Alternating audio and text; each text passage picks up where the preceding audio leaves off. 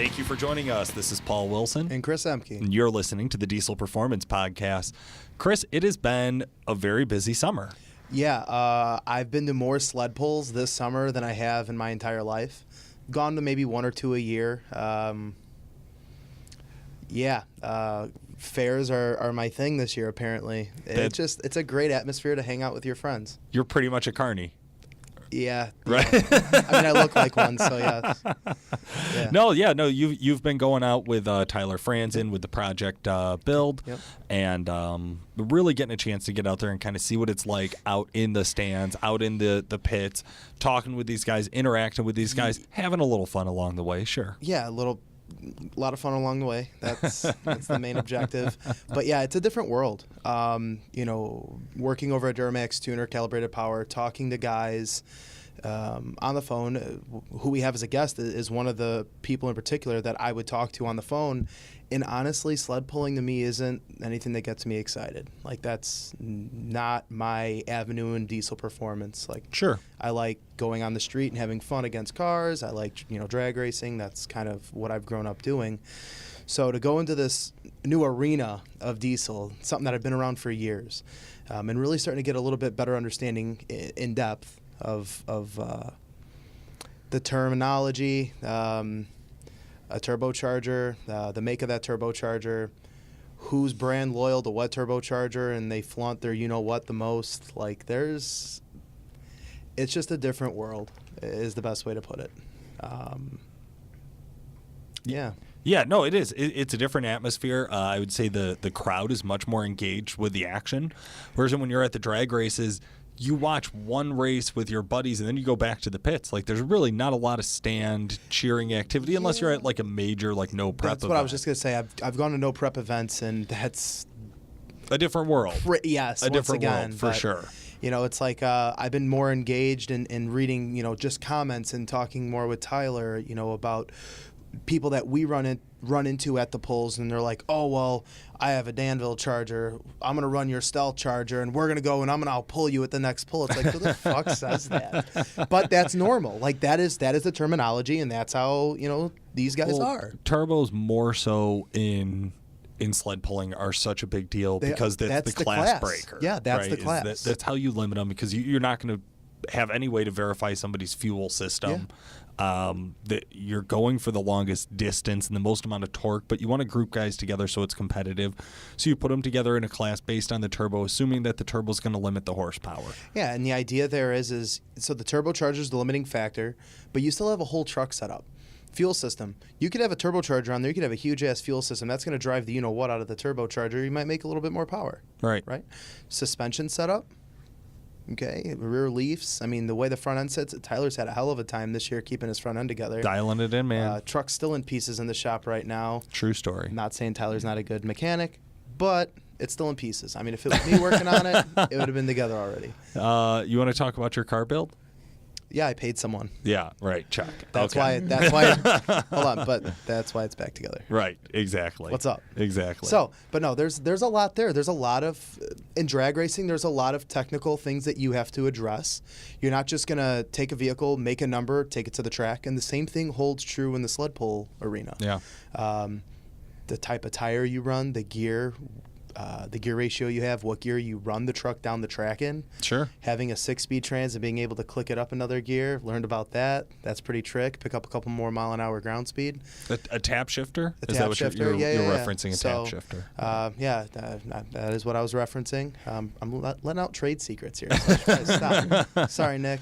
I'm done. But no, there is so much. It's been a big learning curve. I've always said that for me as a spectator, sled pulling's not my favorite. No. But for me as somebody who does have a passion to nerd out about something that is very technical, and actually there's a million myths out there, and people have all sorts of wild ideas of what they think works and what they think doesn't work and what they believe and what they don't believe. It's very interesting to me to see the technical side of application of theory, and then proof is in the pudding, right? Like, it's hard to argue results, man. It just is, and this is one of those sports where you really have a hard time blaming the driver. It's a lot about the driver's setup. It's a lot about the truck setup, right? Because guys walk it out slow, guys tear off the line. There's all sorts of different options there. What the ground was like, how the track is prepped. I mean, which way did you go? Did you go left or right on the track? So there's all sorts of different little factors that you could blame it on. I would call those like outside factors, right? But in reality, a lot of it has to do with how you set up that truck and those decisions you made before you showed up in the dirt. And that's always really interesting to me. And I do want to take a quick second here to plug a couple of our sponsors who are directly involved in sled pulling in a big way. Or our project. Or our project truck, or the LBZ budget build over at Duramax Tuner. Of course, WC Fab has their Y bridge on the truck. Tyler did pick that up used for $150 and a couple beers. I assume by a couple beers he meant he picked up somebody's bar tab because we know that those aren't cheap. There was no liquor. He was underage. No liquor. But shout out to Grant Glatschagel. He helped us out getting us that. Exergy Performance, definitely setting up the fuel system, not just in LBZ budget build, but in a lot of the sled pull trucks throughout the country. A lot of your big dogs at UCC, a lot of the guys over at Diesel Power Challenge, a lot of the guys who run the 2.6 and 3.0 classes. You're going to see Exergy Performance stickers out there very often. Pretty common logo to see on guys' trucks. And that's because they want to work with the best. Same as working with Jason with a lot of his parts. Some of his parts, you're going to see a change in the project truck here in the future because we have gotten a chance to kind of look at some different options out there and decide some other parts that Jason offers and where do they fit into this build down the road. Absolutely. So it'll be really interesting to see that kind of get more involved as we move forward. Of course, Duramax Tuner with the Duramax Tuner tuning and Calibrated Power for everything else. Just everything else. Just if you got a diesel and it's not a Duramax, give us a call. It's everything else. Maybe we mess around with it. Yeah. Maybe we do. Even maybe we TDIs. don't. TDI, yeah. That's my shit. TDIs, yeah. I like it. Cool story. So Okay. back to pulling. Let's bring on our guests. Yeah, Let's absolutely. Just dive into Please. Today we want to say welcome Joe Tordai and Drew. I'm sorry, Drew. Yep. Drew Tordai. Yep. Drew Tordai. So brothers. Brothers. Brothers. Yep. Gotcha. All right. So I did not realize you guys were brothers, man. We were just out there at the pulls the other weekend. Yep. Over at Boone County, which was a pretty fun event there for the Duramax Tuna Shootout. That was pretty cool. Yeah. Well, it should be cool because you won. You beat Tyler because you outdrove him. Maybe we need to get him in the LBZ. Oh. Tyler's not even in the room. His job's already being offered out to other people. I love that. Love to replace him. Right. I'm joking. I'm kidding. So rough. Somewhat. It's so rough. No. Okay. So Joe, I want to dive in here. Can you give me a rundown of how you got your start in diesel performance? Well, pretty much in high school, every high school kid pretty much does this. They go on the internet, start looking at diesel performance shops and stuff like that, and I had a couple buddies that had some Duramaxes, and I was really interested in getting myself one. So I eventually, when I turned 16, I was able to get one. Parents helped me pay for it, and after that, I pretty much started what broke, I fixed, and after that, kept adding more mods to it, and started really enjoying building the truck. And now I've been doing it for other people as well on the side, helping buddies put their trucks together and stuff like that. So it's pretty cool and a lot of fun doing it. No shit, man. Yeah. Walk us through. What's the truck? What do you got? So pretty much what I'm driving and truck pulling, I daily drive this thing a lot. I have an 04 LB7. It has stock bottom end, has Duramax Tuners 64 G2, industrial injections, 42% pump, and then stock injectors. And that's pretty much, got ARP head studs. That's pretty much what's done to the motor. And then I built the trans with an ATS kit. So it has an ATS converter and then ATS's overhaul kit for their transmissions, which are like rated to 800 horse or something like that. And pretty much that went pretty well, and that trans has been holding up pretty good. And then after that, I rebuilt the transfer case, put all new bearings, new chains, and put a pump rub kit in it. And that's been holding up pretty good with truck and everything like that. And then we did some suspension work, like we put some suspension stops, leaf spring clamps, and we built the front end, did a whole PPE, center link, and tie rods and stuff like that, and all new ball joints and stuff like that. So it's pretty much, it's not really built that much. It's only making probably around 600 horse. It's not too high and too crazy, but Sure. it's fun to drive on the street and fun to pull on the weekends. I enjoy it a lot, do it a lot. So. Well, we're going to dive back into some of those details here, but what I think is really interesting, Joe, is it sounds like you've put the money into the right places. It hasn't just been all about horsepower. You didn't go out with big injectors and big fuel and a big turbo. You said more like, let's look at what it's going to take to get down in the dirt and get down the track. Yeah. And that seems to have made the difference. Drew, okay, first of all, who's the older brother, who's the younger brother? Right here. Drew is. Drew's the older Yep. brother. Okay, Drew, give us a rundown. How did you get your start in diesel performance? Well, when I first bought my pickup, it was stock for a while. I didn't really get into diesel performance thing, but I've always been around tractor pulling and always wanted to pull. And last year, I wanted to get into truck pulling. Decided to give it a whirl. We went up to Wisconsin. I had a lot of buddies that pulled, and they wanted me to do it, so I decided to try it. And went to Wisconsin, hooked to the sled, ended up in the middle of the pack, and really enjoyed it. So we went to another pull in Wisconsin that day. We ended up sleeping in a Walmart parking lot. Just drove, because Wisconsin, that's like 3 hours from us. So we just stayed the night up in Wisconsin, then went to another pull, and I just thought it was a blast. So I was like, all right, we're going to do this every weekend. We're going to build this truck a little bit, and we're going to try some things and get it down the track. And we came back this year, and we're pretty much running. Me, Joey, Peyton Johnson, we've been top 3 in our class a lot. We're really close to each other. We're pulling every weekend, usually always top 3. So it's been a lot of fun.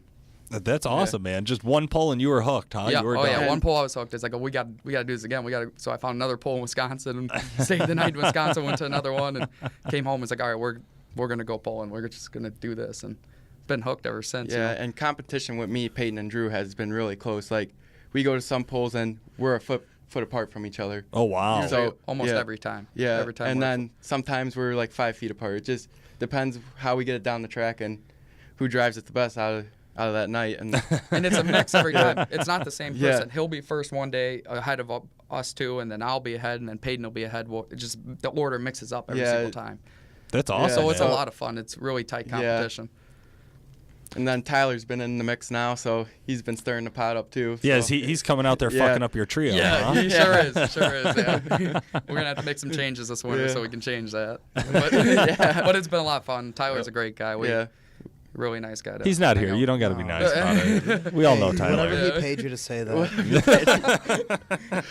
It's the first time he's ever heard that. I know, right? Okay. So give me a rundown then, Drew. What's your truck like? So I have a red 2007 LBZ. The thing is almost stock. It's got stock fuel, stock turbo. It's got a high flow Y bridge, intake intercooler pipes from HSP, EGR delete. The old Edge Evolution Race Edition tuner. Transgo Junior, deep pan, suspension stops, leaf spring clamps. That's about it. The BFG all-terrain tires. We didn't really front do end, a lot to his truck. whole kryptonite front end, tie rod, center link. So again, you have the suspension stuff. You have everything set up there as a foundation to get you down the track. Yes. You have a couple go fast parts. Yeah. Fairly. Not too. Modest. It's not very high powered at all. Before we started recording, what tuner are you running? Edge Evolution Race Edition. Yeah, the old Edge. Yes, and the thing rips. You can just hear Chris and I both cringe as we hear this. I cringed at I didn't. I actually was like, dude, good for you, Paul. I cringed to what Paul was gonna say because then Paul goes into the sales pitch right away, like No sales pitch. You did. No Like, sales. you know what that does to the truck, and I'm like, oh, here we go, Paul. Here we go, Paul. So let's talk about it. So what tuning you're running? Duramax tuner tuning? I'm actually running Danville. Danville tune, yeah. but EFI Live tuning. Yep, EFI Live. Okay, and you're running the Edge. Yes. Okay, so very different here. Yes, All very right. different. How did you guys spec out such different options here? Because this is kind of one of the basics is guys get into sled pulling and they get into modifications. One of the first things they hit is tuning. So usually as we see guys who are really close to each other, like brothers, or see guys who are just in each other's area, usually a group of guys will all start to run some similar concepts. And this is one of the most basic concepts out there about what tuning should you run to do it. So who tuned their truck first? I did. You did? Yes. So why'd you go with the Edge over EFI Live? So I had a friend that actually had this tuner before me. I bought it used, and I had no plans of truck pulling at all. I just bought the tuner. It was dirt cheap. Put it in the truck. Just ran it. Thing ripped. And then I decided to go truck pulling that one day. I've had it ever since, and people just can't believe it. They think when I tell them that's what I have, they think I'm lying. They think I'm lying to them. And I try to show them, and they still don't believe me. But so that's Drew's truck. So yeah. So Joe, how did you decide to not look for a used box programmer after you saw your brother's success? Well, I started out with Edge Evolution, and then I'm like, this ain't cutting it. So I had a few buddies that went to Danville, and they really liked their tunes, and it seemed like it gave them the most power out of their truck. So I tried it. I gave them a call and got it tuned, and after that, I absolutely loved it. Their tunes are really good. They're great tunes for pulling and stuff like that. I mean, gets the truck down the track, and I won't go back to anything else, really. I mean, I enjoy Danville tunes. They're pretty good. Yeah, I'm probably going to cut that out of the podcast, just to be honest. But okay. It's just being honest, Paul. No, we and Danville's tunes did beat Tyler in the turbo shootout. We like Mark and the guys over at Danville. We have no animosity with them. They are great guys. They have great products. There's no doubts there. Yeah, they're good people there. They should start paying us for a sponsorship. Well, after having Joe on. Right. Jeez. Okay, so let's talk about the shootout. So the shootout was the Work-Stock class, which ISP doesn't actually have a Work-Stock class. No, they don't. Mm-hmm. No. Their Hot Street class is the entry-level class. Which is WC Fab's Hot Street class. It's a competitive class. Let me just say, there's a bit of an investment to play with those guys. Yeah. I mean, you're talking 80, 100 grand into a truck. Even without the dollar amount, let's say you got everything for free, you're still talking about 900 horsepower. Like if you're not at 900, you're not even close to competing in this class. That's what I'm saying. Yeah. That's a big dollar amount to build the truck. That's not realistic. That it's a hot street truck. Those trucks are not driven on the street. You know, they're not. The nice thing with like the Work-Stock class, like what Duramax Tuner sponsored with this turbo shootout is, it was meant for trucks that are driven on the street, stock appearing trucks that could be utilized in a day in day out scenario, and go on the weekends and go hook. And the truck's very diverse in how its operation. Yeah. So this was the Stealth Series shootout, is what we actually had officially named it there with the ISP guys. So it was 2 hooks at McHenry County, which is our local county fair, and then 1 hook the following week on a weeknight at Boone County, which is the next county over. So pretty close together to each other. I think polls were only 5 days apart, 4 days apart, something like that. That Saturday and then the following Wednesday. Yeah. So pretty close with each other. It came out in the early afternoon poll. Now, Tyler's feedback on this poll was the track was shit. They didn't know what they were doing. First off, I was so annoyed. Like, I had my 3-year-old, my daughter, with me, and she's like, it was 100 degrees, 90 degrees out, right? Yeah. So I have her, like, she was not happy. Went to go see the animals, had to pull her from the animals early. And I come back, and I have all these grown-ass men crying, bitching, making my 3-year-old look like a grown-up. Like, that track. I'm like, oh, my God, I don't want to hear this. But the track was junk. They spent the whole afternoon in between pulls watering the track, right, Joe? Yep, right, they Drew? did. Yep. So they did a lot of prepping. But, yeah, I heard from everyone and anyone that the track was shit. It was shit. It was very loose. It was hard to get down. Yeah. So, but there was a road on the right side that afternoon. Yeah. That you had to take on the very right side of that track. That was where the road was at, and that's where I was the first hook there that afternoon, and I put a pass at 311. And I thought it was really good. I kept the pass, and then Peyton came down, my buddy, and he made a pass at 328, and then I'm like. So I was like, oh man, that was a horrible decision. But see, after I made that pass, that was the road. They were starting to pack it down right there, and then that was the road to take. He went and put 329 with the LB7. Oh, you squeezed him out? Yeah. So he ended up with that was his first win. Yeah, that was my first win ever. So that was pretty happy. Oh, that was your first place win? Yeah, first place. Oh, hell yeah. I always been getting stuck in 3rd and 2nd, so finally I got a first place win. Congratulations. Awesome. Congrats. But the poll before that, we were at Yorkville Friday night, the week before that, and I think I made a pass at 312, and I ended up winning that poll. I put like 10 feet on those guys that night, and I made that pass at 311. And I was like, oh, this is a really good pass. And usually the first poll I always turn down because the track does get better, but I thought 311 was a very good pass. The track was garbage, and it's like, all right, we're going to keep this. And then they kept packing it down, trucks kept running, and then they ended up getting in front of me, and it really screwed me for the shootout. And Tyler, he had an even worse poll the afternoon. He had a huge comeback at the night session and then at Boone County too. He needed it. He clearly did not take the right lane. Like, he did not see the road on the right. No, he went straight down the middle, if not pulled to the left on it, and just spun out. He was going nowhere. Yeah. So coming back in the afternoon, a little bit more challenging. He also obviously was a little bit more ramped up. Yep. Had some other things on his minds. That's when Tyler proposed to Mallory. Well, I mean, would have Mel said yes if he didn't pull as far and do as well? Dude. Debatable. She told me afterwards that the only reason she said yes was because he got first. Yeah, no, she told me that too. Which is not true, but No, it is totally believable. No, hey guys, it's true. Believe it. Call Tyler, ask him about it. There's a video of that poll with Tyler that's Went going viral. around Facebook right now. Yeah, we're saying it's viral. Last time I checked, over 800,000 views. 800,000. Yeah, good poll. He walks around like he's a little celebrity. It's like, dude. Listen. Well, in our office with you being a schmuck on the podcast, Jim Rendon running his Instagram game, I got it. He's got a little feather in his cap. Neither one of you have been on a video with 800,000 views. Crickets. Yeah. If you take all my YouTube, we have 1 million downloads on this, and I guarantee if you take the episodes that I've been on, it's less than 1 mil. I did the math. Shit. I'm just joking. I did not do the math. I just assumed. I'm still better than Tyler. That's it. That's all. I could justify it. This has been a rough podcast for Tyler while we interview other people. I'm mad I just he want wanted to get on this and cut me out. All right. Tyler's good. He's one of my best friends. So, okay. Also debatable. God, I just keep lying so much. So then, how'd your guys' night poll go? Because we know Tyler had a great poll, pulled first place in the evenings. Where'd you guys end up? The night poll was a lot better. We were on the left side of the track. I ended up 3:10 that night, and I was in second place, and Tyler got 3:13. Okay. So he was 3 feet ahead of me.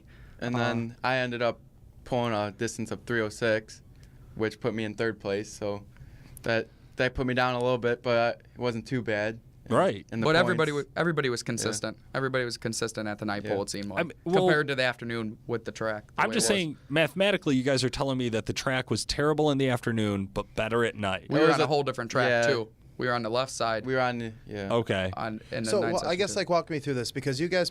328 and 313 were the winners. Distance. It sounds like people were going further on the morning track. Yes. It was true. If you took that road. And also, they had the sled set a lot lighter. We were also pulling two different sleds. We were pulling Mechanical Mule in the afternoon, and then the Lowry sled in the evening. So how much do you think the sled plays in? It does a little bit. It does a little bit. Because it seems like that Lowry sled, that Lowry sled, it stops you quick. Hate the Lowry sled. Yeah. Hate pulling it because you'll get down there, you'll get a lot of ground speed, and all of a sudden that sled box goes up and you're done. It drops you right there. It throws you in your seat. Yeah, it pushes you forward because it stops you so fast. Like, holy smokes. But you guys don't feel like you get the same feeling out of Mechanical Mule? Oh, Mechanical Mule, I feel like he lets you run down the track a lot better, and he has a better judgment of weighting that class than I feel the Lowry sled does. Well, weighting should be the only difference, is what we've been told. I mean, there is some difference in the weight boxes, but they can set travel speed of the weight box. Yeah. The actual front plow that goes into the ground. Yeah, the pan. Right. That's pretty similar across the board. There's some variations there, but I mean, at the end of the day, it is what it is, right? Yep, that's correct. Yep. We all pull the same sled, so yeah. So the class is always fair. The class is always fair. Right. Okay. Good. Well, I'm glad to hear it. Sounds like we're all on the same page there. So we came out. Now you went from first to third. Yeah, first to third. And you went from third to second. Yes. Okay. And I'm sorry, I'm pointing at Joe and Drew. So Joe went from first to third, and Drew went from first to second. Yep. So now we're done with McHenry County because this is all in one day. This is afternoon and evening. Now fast forward to Wednesday. Right. I know Tyler was, I think, second to last or third to last in the class to pull. So you guys both had good runs, if I remember, because I was actually there filming that one. So walk me through it. Drew, jump in. How'd your pull go? Yeah, Drew. I think I was the third truck to go down the track. There was the first place at that time was 3:23, and I ended up making a pass at 3:29, which put me in the lead. Then Joey came in after me and ended up 3:35. Yeah, 3:35 I pulled there.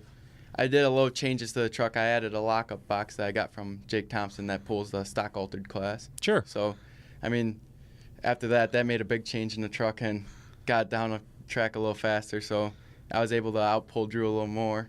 And then I was hoping I would have Tyler, but he pulled a crazy distance of 364. Yeah, And he was running out the back door with that Yeah, one. and he had him shaking because he thought he lost the shootout. Yeah. He thought he had the shootout for sure before the pull started. Because we took the pictures of the distance at McHenry County, and we were adding them all up to see where everyone was at. Okay. And then Boone, we added them up, and we're like, holy crap, they're both at 970. I couldn't remember what the inches were, and I'm like, well, inches matters now, and I guess all my inches added together got Tyler by a foot. So, Oh my God. yeah. So inches really do matter, That's what she said. As long as nobody's gonna say it.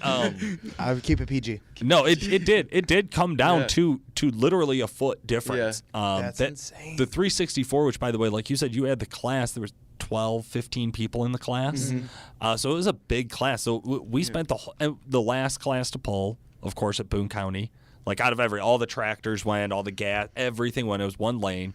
So here we are at the very end of the night. The stands are kind of starting to thin out, especially compared to earlier in the day.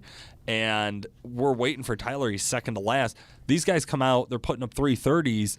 We're all figuring, okay, that's the end of the track. Like 330s, about the end of the track. Tyler did his first time with a hard launch, like high boost, like probably 20, 30 pounds of boost off the line, and just gave her everything right off the hole. There was also Nick was there, so the owner, Duramax, Nick Pregnance, and Nick was finally able to coach Tyler. Well, this is what I'm going to say, right, is first time that he went and he hit hard right off the line, first time that he clicked up and went into fourth about mid-track, dropped down a gear, tried to drop back up a gear, tried to play with the gears more to get more RPM to keep it going. First time that he's made all those adjustments at one time. And yes, it did also happen to be the first time Nick was at a pull on the cell phone with him while he was in the staging lane about to hook to the truck. Like Nick was first time there, but it was the first time that he was there to coach. Like No, I agree. Yeah, he was there to see a different perspective and actually coach. Yeah, and literally, like I said, on the cell phone with Tyler while he's in the staging lane, about next to hook to the truck, telling him, "Yeah, go ahead, go to fourth," and like you could just see it. You could see in the track the wheel speed was there. Like everybody who ran higher wheel speed was going further. Do you guys remember about how fast you were on that track? I think I was 22 maybe. I can't remember. I was probably like 23 to 24. Yeah. I was seeing guys getting up into that 26 range. Yeah. Tyler was up there probably 25, 26. He was cruising on that. Yeah. He was cruising for sure. He was flying. Yeah. Probably the most exhilarating thing you could do at 25 miles an hour. It really is. It really is. I sat shotgun in my buddy Pete Shibby's old pull truck at a charity pull a couple years ago, and it was fun. I would definitely not build a purpose truck for it, but I would definitely ride shotgun in someone's truck going down the track if it was allowed. It was fun. Always adding to the podcast. Thanks, Chris. No, I'm just giving you a hard time. Absolutely, yeah. So it was a very exciting pull. It was a very exciting shootout. Now with this shootout, everybody who pulled in the shootout kicked in $10 each time they pulled, so that's $30 a head, and then all of that money went to the first place winner. Also, the fair had a little bit of prize money. We always laugh about sled pulling, right, Chris? We're like, if you got first place and that covered the fuel to get to the pull, that's a win. Pretty much. Always something productive to add to the podcast, Paul. Yeah, payouts ain't much in truck pulling. No, it's not. Yeah. But you had a nice little reimbursement there, right? Yeah. With everything. Oh yeah. Paid for the lockup box, I hope. Yeah, it did. There you for go. Sure. There you And a go. cooler. And a cooler. Yep. Ooh. And a cooler. Yeah. Nice. Nice. Now you can have the cocktails ready. Yeah. Now you can keep all that water cool. Yeah, you right. keep all the water cool. All you gotta buy is ice. I like it. Awesome. Well, guys, I want to get just a little bit into some of the suspension setups and some of the decisions you guys have made that have really helped you turn a corner and be competing in this kind of top 3 winner circle. So, number one, what's the best suspension mod you can do to a Duramax? Probably the suspension stops. Yeah. I think we're because probably the best. The beginning of this year's season, we didn't run them, and we were just watching videos of our trucks and just the back end just squatting terribly. And so we're like, all right, we'll make some. So we got a bunch of metal and started cutting them up, and we made our own suspension stops, and they work out pretty great. So we can be able to pick them up and still drive them down the road and go home after a pull, and then get to the pull and be able to drop them down and be ready to go. So definitely suspension stops helped us out a lot from pulling our hitch height down from 26 to probably like maybe 15, if that. Wow. Yeah, it dropped it quite a bit. It dropped the back end of them trucks pretty low. Did you notice, like, hey, I'm getting more feet? Like, it made like a huge difference in results immediately. Huge different results. Yeah. I noticed that right away. Yeah. My first pass, yeah. Before that, we were just running leaf spring clamps. Yeah. Okay. We were just clamping on, and that was just a cheap way. We 2 pieces of steel, you know, bolts, and just tightened them up, and it helped, but it's nothing like the suspension stops. So Gotcha. So that's a must-have if you're looking to do this every weekend. it's not necessarily a must-have. If you're gonna do it every weekend, yeah, it's a must-have. Okay. But, Okay, because if you're doing it every weekend, you're Yeah, competitive. You yeah. care about If you winning. want to be competitive and do good, you're gonna have to have them. But if you're just gonna go to your local fair and hook, you can make some clamps, and that'll help. Gotcha. But yeah, if you want to be real, you know, do it every weekend. Yeah, that would be the way to do it. What do you think is the single most important modification you've made to the truck overall for sled pulling? The Edge race me. Probably what helped us out the most is the stops, and then the kryptonite front end. Probably. Yeah, building our front ends completely with a straight bar center link and. Hold on, not the fuel system, turbos. I mean, I'm running a tuning. stock turbo. I'm running a stock right. turbo. So But like tuning's still, tuning's definitely gonna help you out. So like if you just run your basic tune that EFI gives you, like whatever your max horsepower tune, I mean that definitely helps. But getting the suspension stuff and being able to keep the truck straight without the front end picking up and starting the truck to bounce, that's gonna help you out tremendously. gotcha. That's the foundation. Yeah, exactly. You can't put down the power if you can't. yeah, if I've the seen suspension's high not horsepower there. trucks just do absolutely shitty. Well, I think I think that's really interesting, right? Yeah. Because you're talking about Drew, you're in 550-ish horsepower. Joe, you're at 600-ish Yeah, horsepower. yes. Tyler, we know, is at 700 horsepower, and it still all comes down to a lot of these more basic components that are a little bit deeper than what guys are thinking. So as guys are chasing down parts and looking at mods, yeah, you got to have a tuner, right? Yeah, Like you exactly. just Yeah, you you do. gotta You have- can't run yeah, on stock yeah, power, tune.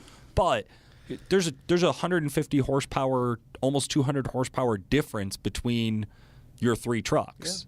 And I think one of the things when we talk to end users, right, like my position over at Duramax Tuner, Calibrated Power, is you talk to guys about the foundation and making sure that you can plant the power to the ground. Guys want to do turbos without doing a transmission. Guys want to do transmission and tunes before doing suspension stuff, and they want a sled pull. Yeah. So 2 guys that are going out every weekend, killing it, top 3, this and that, out of your mouths, suspension is number 1. I'd say so. Yep. I'd have to agree. Yeah, because heard it you here first. want the truck to get down the track.